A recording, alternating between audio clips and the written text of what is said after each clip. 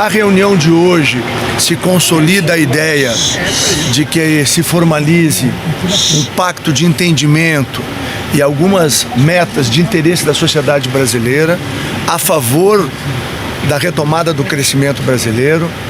Inclusive, já há uma data proposta para que esse pacto possa ser assinado entre os presidentes de poderes, provavelmente na semana do dia 10 de junho. Daqui até lá, nós vamos continuar dialogando com os poderes para a construção do texto, que será então assinado nesse dia, apresentado ao país. E o saldo do café da manhã desta manhã foi altamente positivo, porque estabelece uma continuidade do diálogo, estabelece uma construção de uma harmonia. A gente não pode esquecer que há algum tempo atrás muitos conflitos aconteceram entre os poderes no Brasil.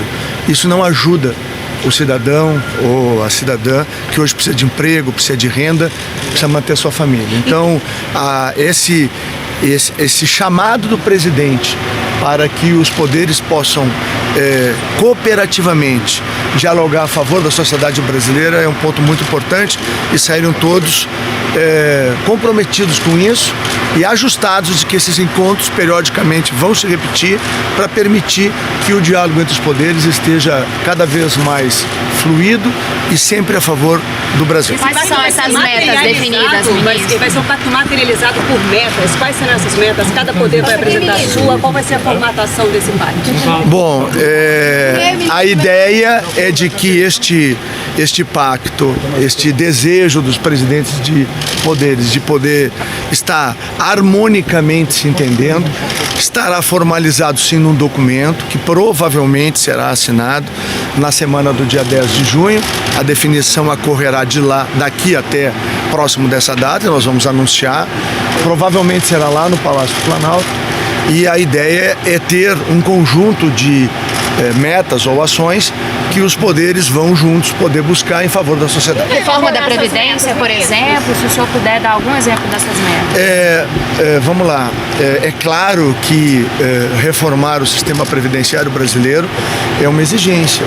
O Brasil está desequilibrado fiscalmente, tem um déficit fiscal de 50 bilhões por ano que tem origem só na Previdência. É claro que isso fez parte da conversa, estão todos preocupados e todos querem construir um caminho aonde o Brasil, como a gente sempre diz, possa passar o portal do equilíbrio fiscal e aí ir para o caminho da prosperidade, que é o que todos nós desejamos. O esforço de todos é no sentido de ver o Brasil, daqui a um ano, por exemplo, ser visto pelo mundo todo como um país que cresce, se desenvolve, gera emprego e melhor condição de vida para a nossa população. É claro que isso vai estar no texto.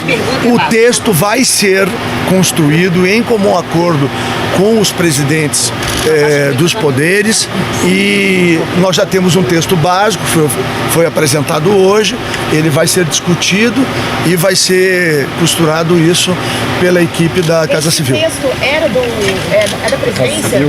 Esse texto vem sendo trabalhado. O texto inicial foi do ministro Toffoli, que sugeriu isso já há mais de um mês atrás. Nós construímos uma síntese, conversando com o presidente do Senado, com o presidente da Câmara, com o próprio presidente da República. Esse documento hoje foi praticamente validado por todos. Agora vai ter os ajustes para permitir que na semana do dia 10 ele seja assinado. Como é que fica isso na prática do dia a dia no Congresso, ministro? Ele foi motivado pelos atos.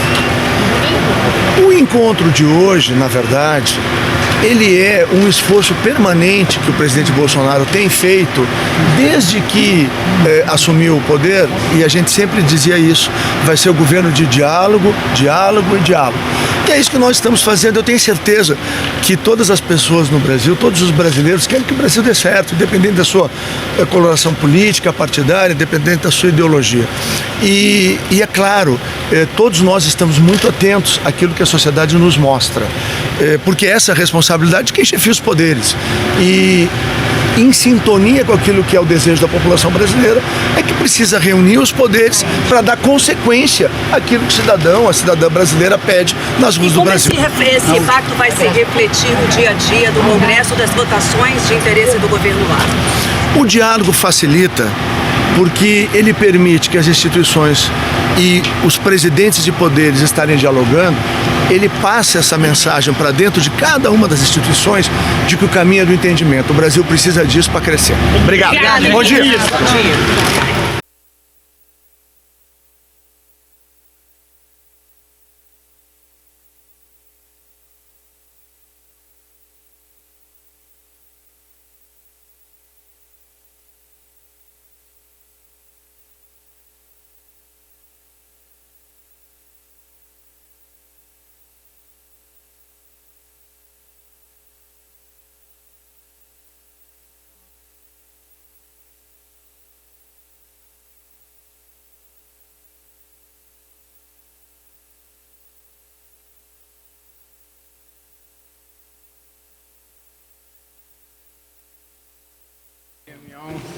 Informativa, construtiva, e agora nós temos um diálogo que nós esperamos que vai continuar, e talvez até semana que vem nós vamos nos reunir mais uma vez. O que o senhor achou da proposta de usar parte do dinheiro do fundo para indenizar desapropriações de terra em unidades de conservação? Agora nós temos esse diálogo e nós vamos continuar a falar com o governo brasileiro sobre todos os assuntos.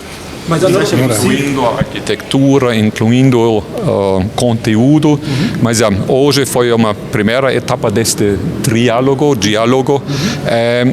Vamos ver, vamos receber novas propostas escritas. Mas essa proposta, ela não vai de encontro com o que o fundo foi criado, não é um pouco fora do que a gente está acostumado a ver? Bom, nós vamos ver o que o resultado vai ser. Nós não sabemos ainda, mas como eu disse, agora nós temos um diálogo. Isso é uma coisa boa. Mas o ministro apresentou essa proposta em projeto piloto. Cedo demais estas perguntas, porque estamos neste diálogo e vamos dialogar sobre isso, mas não temos perguntas, respostas agora. A discussão do comitê para 7 representantes, ao invés de 23. Obrigado, gente. O senhor aceitaria um projeto piloto para ver os resultados? Próxima semana, talvez mais. Na próxima semana tem nova reunião, embaixador? Oxalá.